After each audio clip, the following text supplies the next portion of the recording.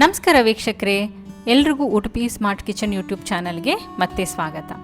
ಇವತ್ತು ನಾವು ಗೋಧಿ ಹುಲ್ಲಿನ ಜ್ಯೂಸ್ ಮಾಡೋದು ಹೇಗೆ ಅಂತ ನೋಡೋಣ. ಮೊದಲಿಗೆ ನಾನಿಲ್ಲಿ 1 ಕಪ್ ಆಗುವಷ್ಟು ಗೋಧಿಯನ್ನು ತಗೊಂಡಿದ್ದೇನೆ. ಇದನ್ನು ನಾನು ರಾತ್ರಿ ಇಡೀ ಚೆನ್ನಾಗಿ ನೆನೆಸಿಟ್ಟಿದ್ದೇನೆ. ನಾವಿದನ್ನು 8 ರಿಂದ 10 ಗಂಟೆಗಳ ಕಾಲ ಆದರೂ ನಾವಿದನ್ನು ಚೆನ್ನಾಗಿ ನೆನೆಸಬೇಕು.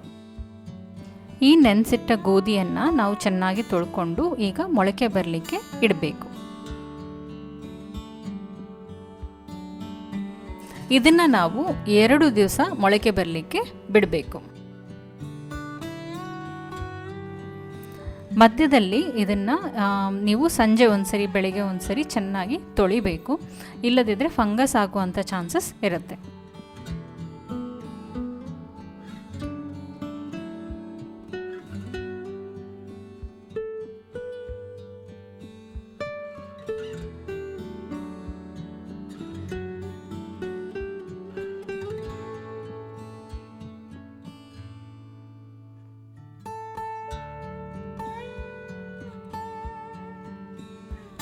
ಎರಡು ದಿನಗಳ ನಂತರ ಕಾಳು ಇಷ್ಟು ಮೊಳಕೆ ಬಂದಿರುತ್ತೆ. ಇಷ್ಟು ಮೊಳಕೆ ಬಂದರೆ ಸಾಕು.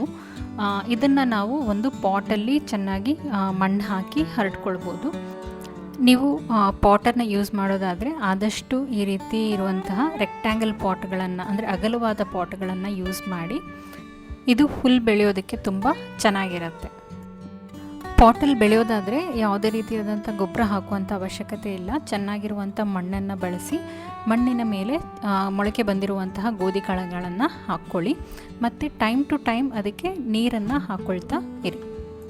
ಅಥವಾ ಈ ರೀತಿ ಒಂದು ಸ್ಪ್ರೌಟರ್ ಟ್ರೇ ಸಿಗ್ತದೆ, ಇದನ್ನು ಕೂಡ ನಾವು ಯೂಸ್ ಮಾಡಿಕೊಂಡು ನಾವು ಗೋಧಿ ಹುಲ್ಲನ್ನು ಬೆಳಿಬಹುದು. ಈ ಟ್ರೇಯಲ್ಲಿ ಒಂದು ಟ್ರೇ ಫುಲ್ ಹೋಲ್ಸ್ ಇರುವಂಥದ್ದಿರುತ್ತೆ, ಅದರ ಕೆಳಗೆ ಮತ್ತೊಂದು ಟ್ರೇ ಇರುತ್ತೆ. ಈ ಟ್ರೇಯನ್ನು ಯೂಸ್ ಮಾಡಿಕೊಂಡು ಹೇಗೆ ನಾವು ಗೋಧಿ ಹುಲ್ಲನ್ನು ಬೆಳಿಬಹುದು ಅನ್ನೋದನ್ನ ನಾನು ನಿಮಗೆ ತೋರಿಸ್ತಾ ಇದ್ದೀನಿ. ಈಗ ತೋರಿಸ್ತಿರೋ ಹಾಗೆ ನೀವು ಗೋಧಿ ಮೊಳಕೆ ಬಂದಿರೋ ಗೋಧಿ ಏನಿದೆ ಅದನ್ನು ಚೆನ್ನಾಗಿ ಈ ಟ್ರೇಯಲ್ಲಿ ನೀವು ಹರಡ್ಕೊಳ್ಬೇಕು.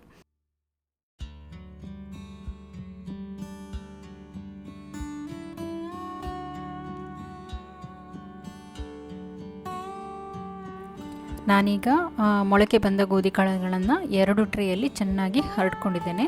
ಇದಕ್ಕೆ ನಾವು ಸ್ವಲ್ಪ ನೀರನ್ನು ಚೆನ್ನಾಗಿ ಚಿಮುಕ್ಸ್ಕೊಳ್ಬೇಕು. ಸೊ ಜಾಸ್ತಿ ನೀರು ಹಾಕಿದರೂ ತೊಂದರೆ ಇಲ್ಲ, ಆದರೆ ಅದನ್ನು ಚೆನ್ನಾಗಿ ಚಿಮಿಸ್ಕೊಳ್ಳಿ. ಒಂದೇ ಸರಿ ಹಾಕಿದರೆ ಗೋಧಿ ಆಚೆ ಈಚೆ ಆಗ್ತದೆ. ಹಾಗಾಗಿ ಚೆನ್ನಾಗಿ ಚಿಮುಕ್ಸ್ಕೊಳ್ಳಿ. ನೀರೇನೇ ಇದ್ರೂ ಎಕ್ಸ್ಟ್ರಾ ವಾಟರ್ ಏನಿದೆ ಅದು ಕೆಳಗಡೆ ಟ್ರೇಯಲ್ಲಿ ಕಲೆಕ್ಟ್ ಆಗ್ತದೆ. ಹಾಗಾಗಿ ನೀರು ಜಾಸ್ತಿ ಹಾಕಿದರೂ ತೊಂದರೆ ಇಲ್ಲ. ಈಗ ಈ ಟ್ರೇಗಳನ್ನು ಬಿಸಿಲಿಗೆ ಇಡಬೇಕು. ಬಿಸಿಲಿಗೆ ಅಂತ ಹೇಳಿದ್ರೆ ಕಂಪ್ಲೀಟ್ ಬಿಸಿಲು ಬೀಳೋ ಕಡೆ ಇಡಬೇಕಂತ ಹೇಳಿ ಇಲ್ಲ. ಎಲ್ಲಿ ನಿಮಗೆ ಬಿಸಿಲು ಕೂಡ ಬರುತ್ತೆ, ಸ್ವಲ್ಪ ಶೇಡ್ ಕೂಡ ಇರುತ್ತೆ, ಅಂಥ ಜಾಗದಲ್ಲಿ ಈ ಟ್ರೇಗಳನ್ನು ಇಡಬಹುದು.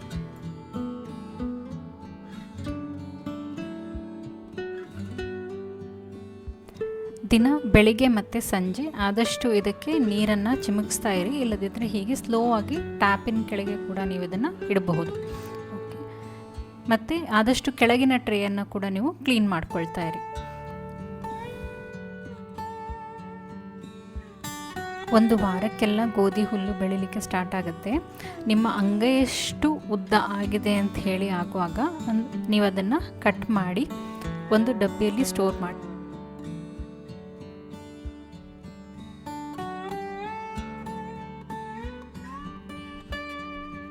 ನಿಮಗೆ ಜ್ಯೂಸ್ ಮಾಡಬೇಕು ಅನ್ನುವಾಗ ಇದನ್ನು ಚೆನ್ನಾಗಿ ತೊಳ್ಕೊಂಡು ಮಿಕ್ಸಿ ಜಾರಿಗೆ ಹಾಕುವಾಗ ಸಣ್ಣ ಸಣ್ಣ ತುಂಡುಗಳಾಗಿ ಕತ್ತರಿಸಿ ಹಾಕ್ಕೊಳ್ಳಿ.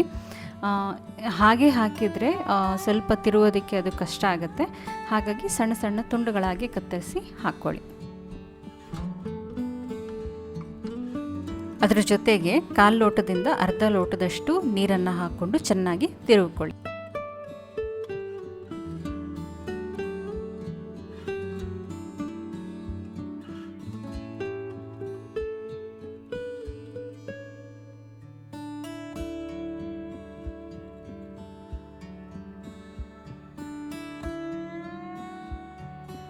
ಈಗ ಜ್ಯೂಸ್ ರೆಡಿಯಾಗಿದೆ.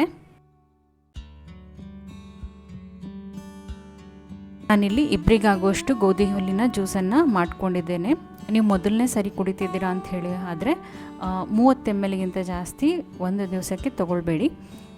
ಹೋಗ್ತಾ ಹೋಗ್ತಾ ನೀವು ಇದನ್ನು 60 ml ಅಷ್ಟು ಹೆಚ್ಚಿಗೆ ಮಾಡ್ಕೊಳ್ಬಹುದು. ಇದನ್ನು ಬೆಳಿಗ್ಗೆ ಖಾಲಿ ಹೊಟ್ಟೆಯಲ್ಲಿ ತೊಗೊಂಡ್ರೆ ತುಂಬ ಒಳ್ಳೆಯದು. ಈ ಗೋಧಿ ಹುಲ್ಲಿನ ಜ್ಯೂಸಲ್ಲಿ ವಿಟಮಿನ್ಸ್ ಆದ ಎ, ಸಿ, ಇ, ಕೆ ಮತ್ತು ಬಿ ಇದೆ. ಹಾಗೆ ಇದು iron, calcium, magnesium, amino acids ಕೂಡ ಇದರಲ್ಲಿ ತುಂಬ ಹೇರಳವಾಗಿದೆ. ಹಾಗೆ ಇದು ನಮ್ಮ ಲಿವರ್ ಮತ್ತು ಬ್ಲಡ್ಡನ್ನು ಡಿಟಾಕ್ಸ್ ಮಾಡುತ್ತೆ, ಇಮ್ಯುನಿಟಿಯನ್ನು ಬೂಸ್ಟ್ ಮಾಡುತ್ತೆ, ನಮ್ಮ ಎನರ್ಜಿ ಲೆವೆಲನ್ನು ಕೂಡ ಇದು ಇನ್ಕ್ರೀಸ್ ಮಾಡುತ್ತೆ. ಇದಲ್ದಿರ ನಮ್ಮ ಜೀರ್ಣಕ್ರಿಯೆಯನ್ನು ಕೂಡ ಇದು ಸುಧಾರಣೆ ಮಾಡಲಿಕ್ಕೆ ಸಹಾಯ ಮಾಡುತ್ತೆ. ಇಷ್ಟಲ್ದಿರ ಗೋಧಿ ಹುಲ್ಲಿನ ಜ್ಯೂಸು ಹಸಿವೆಯನ್ನು ನಿಯಂತ್ರಣ ಮಾಡಿ ಮೆಟಬಾಲಿಸಮನ್ನು ಜಾಸ್ತಿ ಮಾಡ್ತಾ ಹೋಗುತ್ತೆ. ಹಾಗೆ ನಮ್ಮ ದೇಹದಲ್ಲಿ ಹುಟ್ಟುವಂತಹ ಅಸಹಜ ಸೆಲ್ಸ್ ಏನಿದೆ, ಅಂದರೆ ಕ್ಯಾನ್ಸರ್ ಸೆಲ್ಸ್, ಬೇಡದಿರುವಂಥ ಸೆಲ್ಸ್ ಏನಿದೆ, ಇವುಗಳ ಬೆಳವಣಿಗೆಯನ್ನು ತಡೆಯಲು ಕೂಡ ಇದು ಸಹಾಯ ಮಾಡುತ್ತೆ. ಹುಲ್ಲಿನ ಜ್ಯೂಸ್ ಮಾಡೋದು ಹೇಗೆ, ಹಾಗೆ ಇದರ ಪ್ರಯೋಜನಗಳು ಏನು ಅಂತ ಹೇಳಿ ನೋಡಿದ್ರಲ್ಲ. ಈ ವಿಡಿಯೋ ನಿಮಗೆ ಇಷ್ಟ ಆಗಿದ್ದರೆ ಲೈಕ್ ಮಾಡಿ, ಶೇರ್ ಮಾಡಿ, ಹಾಗೆ ಚಾನಲ್ಗೆ ಸಬ್ಸ್ಕ್ರೈಬ್ ಮಾಡೋದನ್ನು ಮರಿಬೇಡಿ. ಧನ್ಯವಾದಗಳು.